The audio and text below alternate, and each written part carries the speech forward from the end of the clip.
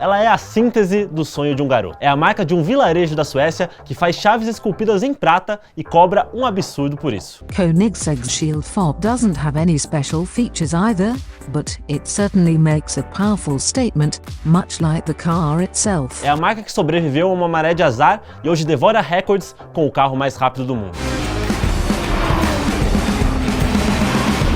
Chegou a hora de você saber tudo sobre a Koenigsegg. Chegou a hora de você saber tudo sobre a Koenigsegg. Tudo sobre a Koenigsegg. Chegou a hora de você saber tudo sobre a Koenigsegg. Inclusive, tudo sobre como falar corretamente a palavra Koenigsegg. Roda a vinheta!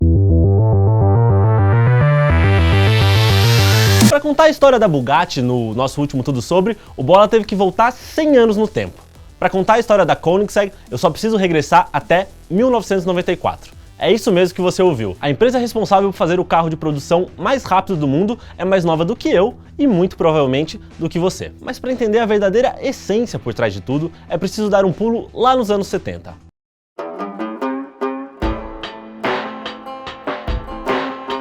Mais precisamente em 2 de julho de 1971. Nesse dia, em uma bela manhã do verão sueco, vinha ao mundo Christian von Koenigsegg, a cabeça brilhante, e põe brilhante nisso, por trás do sucesso da empresa. E se você nunca ouviu falar dele antes, aqui vai uma breve apresentação. Se Elon Musk da Tesla é o Tony Stark da vida real, então Christian é o Lex Luthor tentando dominar o mundo dos superesportivos. O pequeno Christian nasceu numa família de classe média alta de Estocolmo, o que no Brasil seria equivalente a alguém bastante rico. Só que ele era uma criança chata pra caramba. Nenhum brinquedo durava mais do que meia hora na mão dele. Let's go home and play. E ele desmontava até o aparelho de audição da vovó Koenigsegg. O único momento em que ele ficava parado era quando passava na TV um desenho norueguês chamado Flokpa Grand Prix.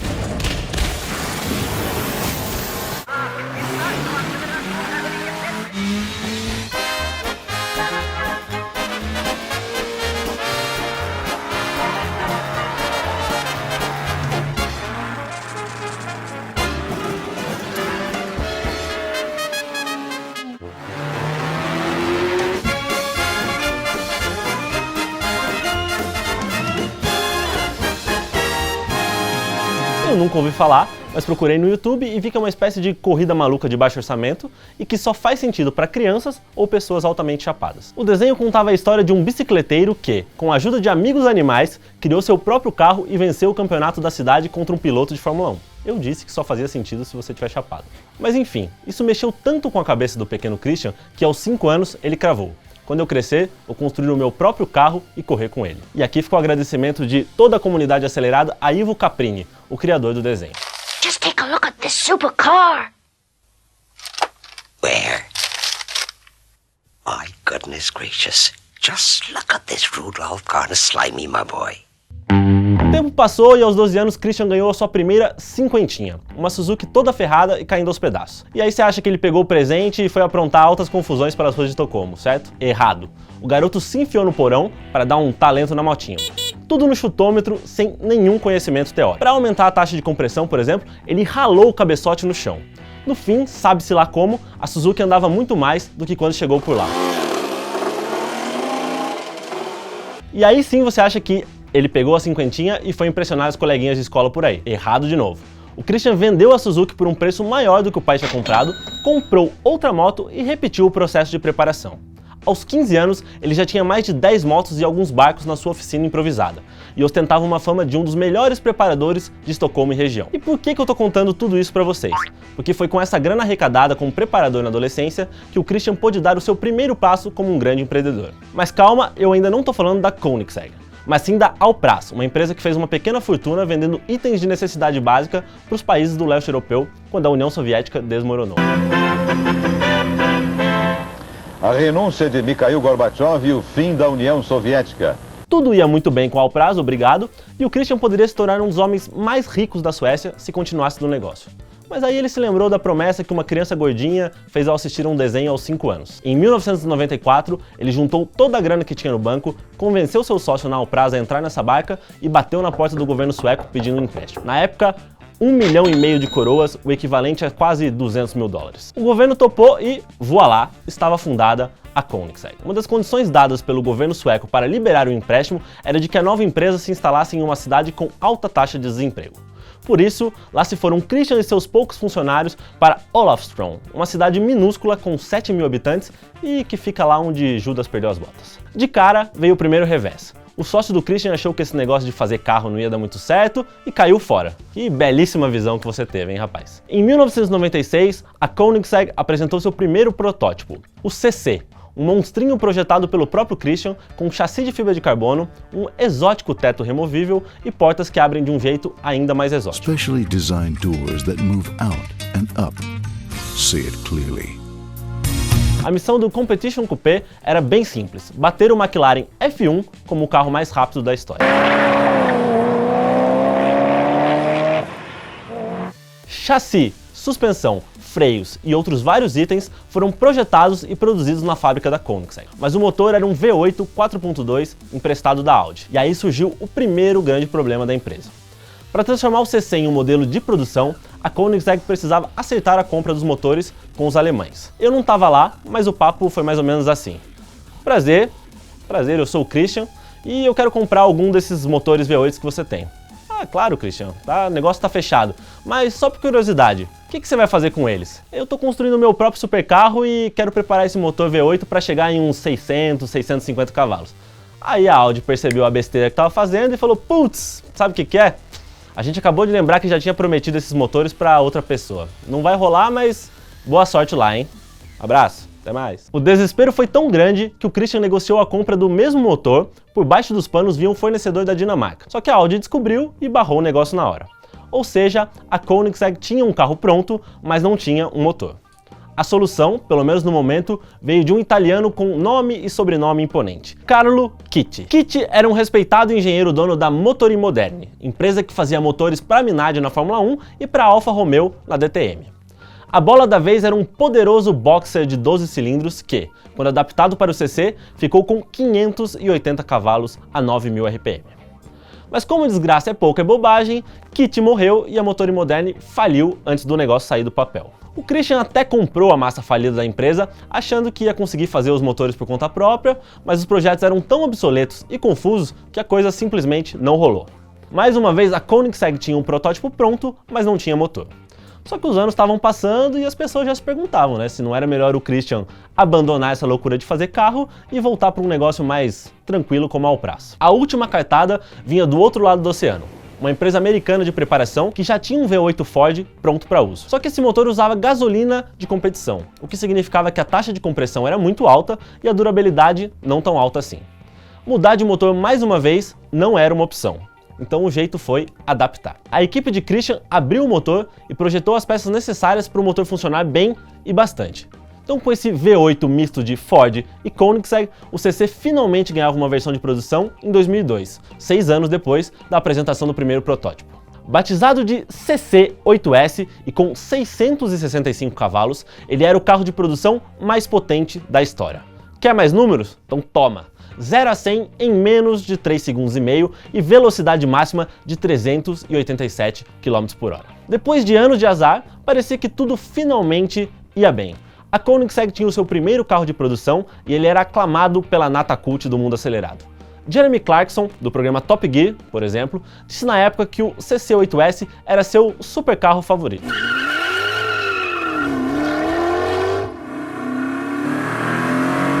Okay, here we go. Those G-forces hurt your neck. I've got to take as much speed as I can through this bottom corner onto the main straight at 112 kilometers an hour.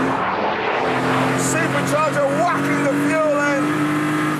Só que Christian e toda a sua equipe precisavam se benzer. Em 2003, a fábrica da Koenigsegg pegou fogo e tudo foi por água abaixo. Deu tempo de salvar os protótipos que estavam sendo construídos e alguns equipamentos, mas projetos e patentes foram devorados pelo fogo. Com isso, a Koenigsegg foi obrigada a mudar sua sede para uma antiga base militar abandonada em Angel Home, onde se mantém até hoje. O incêndio também explica o fato de apenas 6 CC8S terem sido produzidos e o fato de seu sucessor, o CCR, de 2004, ser basicamente o mesmo carro, mas com 817 cavalos. Mesmo com todos esses problemas, o CCR trouxe a primeira grande glória para a marca: o recorde de carro de produção mais rápido da história ao bater os 388 km/h no circuito de Nardò.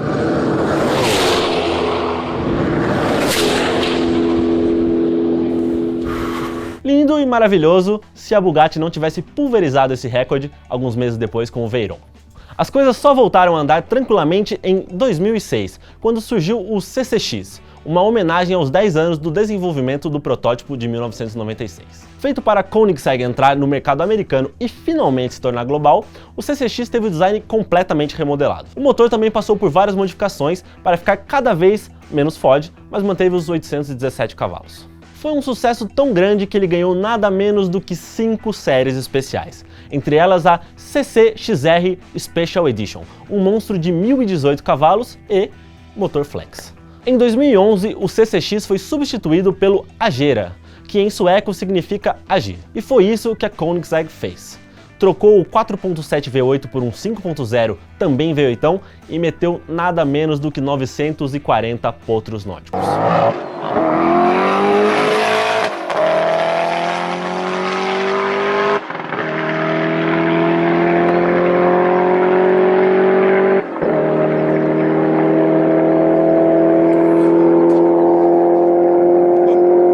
Assim como seu antecessor, o Agera ganhou várias séries especiais. Anote aí. Primeiro veio o Agera R com 1150 cavalos e responsável por quebrar o recorde dos 0 a 300 km. Foram apenas 14 segundos.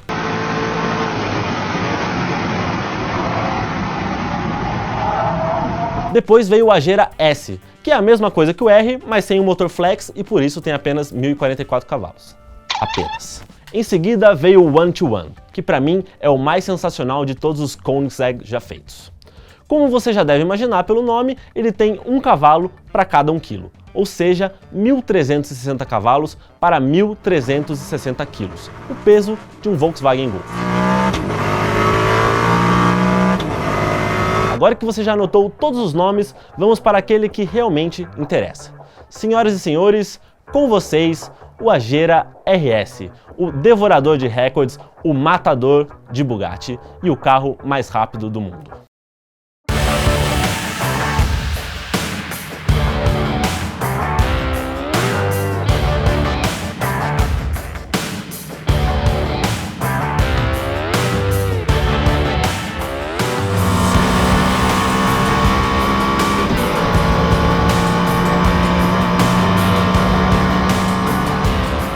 Em novembro de 2017, o super esportivo de 1.360 cavalos e 139 kg de torque, isso é um torque de caminhão, bateu nada menos que 2 recordes importantes em Nevada, nos Estados Unidos.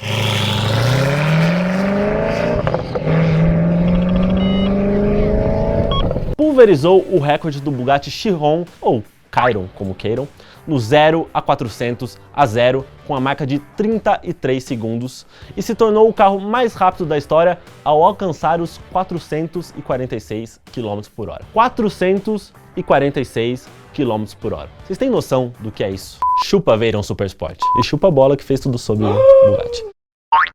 Eu poderia passar horas aqui falando sobre como o Agera RS é fantástico, mas vou deixar apenas alguns detalhes com vocês. Primeiro, ele vale 10 milhões de dólares. Segundo, a roda de fibra de carbono é mais leve do que o pneu que vai com ela. Terceiro, de todos os componentes, apenas 3 coisas não são feitas pela própria Koenigsegg: o freio de estacionamento, o limpador do para-brisa e os pneus. Farol, transmissão e o vidro do retrovisor, por exemplo, e tudo mais que você pode imaginar é feito na fábrica em Angel Home. Quarto, ele não tem nada de plástico em nenhum lugar, o que significa que os botões do painel são todos de alumínio. Quinto e último, o Agera RS tem as portas mais legais do mundo automotivo. Roda um vídeo aí. Como você percebeu, Christian von Koenigsegg chegou lá, mas ele tem uma nova missão: revolucionar o resto do mundo automotivo. E é por isso que ele dedica boa parte do seu tempo pela busca incessante por novas tecnologias mirabolantes que vão mudar o jeito como as marcas constroem os carros. O Regera, seu último modelo, por exemplo, não tem sistema de transmissão. Outra patente que já ganha forma é o Freevolve, um motor sem comando de válvulas. E aqui eu vou ficar devendo uma explicação para vocês me desculpem, porque o sistema é tão complexo que precisaria de um outro Tudo Sobre para explicar isso. Bom, é isso galera, espero que vocês tenham gostado de saber um pouco mais sobre a história desse carequinha genial. Deixa seu like, seu comentário, e se você não entendeu que a Koenigsegg nada mais é do que a realização do sonho de um menino, põe aí na tela o próprio Christian acelerando uma das suas criações contra uma versão real do Il Tempo Gigante, o carro do Flocpa Grand Prix. Um abraço e até a próxima.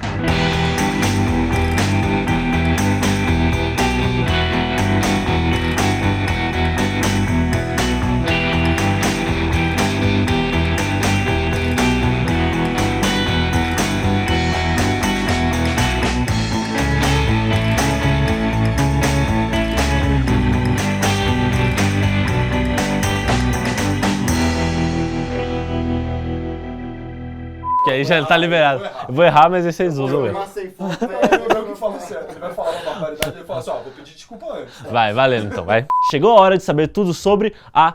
Agora eu esqueci como é que fala de verdade. Você esqueceu o Esqueci o verdadeiro.